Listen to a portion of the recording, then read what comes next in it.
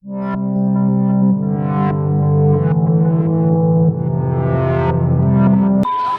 day, everyone.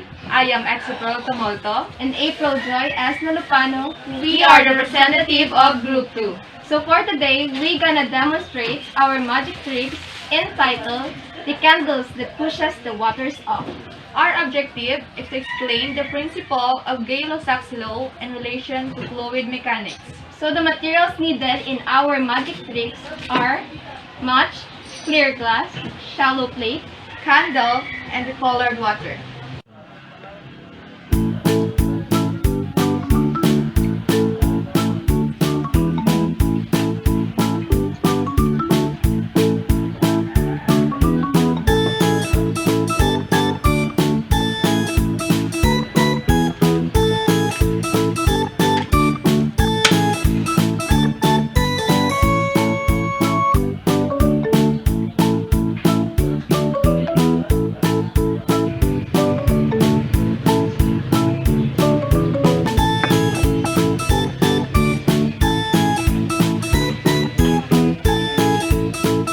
In our experiment, our glass is filled with gaseous air molecules.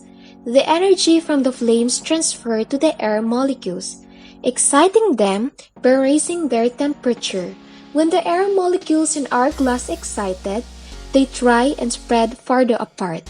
But because our glass won't expand like a balloon, the volume of space our air molecules can take up is limited. As they try and expand in volume, the air molecule press harder and harder against the wall of our glass and the water at the base. This increase in air pressure under the glass causes the water level under it to be pushed lower than the water level outside of it. The higher the temperature or the more energy the air molecule gets, the more pressure will be created under our glass as the candle's flames burn. The use of the oxygen contained in the glass combustion. The products of this reaction are carbon dioxide, gas and water vapor. As more and more hot carbon dioxide gases and water vapor are produced, they fill up the top of our glass, forcing the oxygen in the glass that the candles need to burn lower and lower until the candles is extinguished.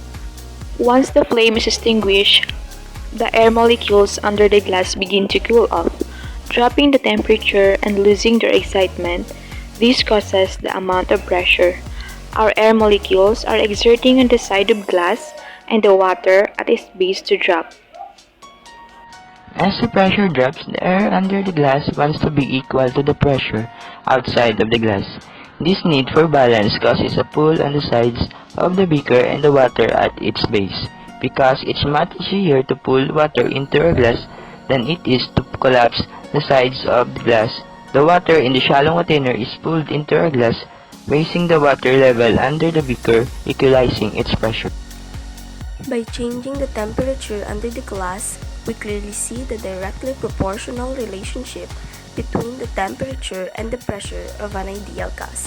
This relationship is known as Gay-Lussac's law.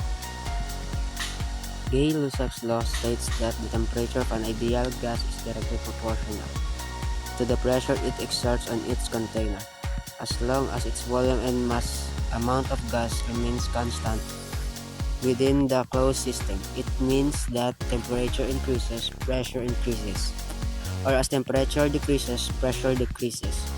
When the fixed amount of mass of an ideal gas is kept at a constant volume and in closed system, then its temperature is directly proportional.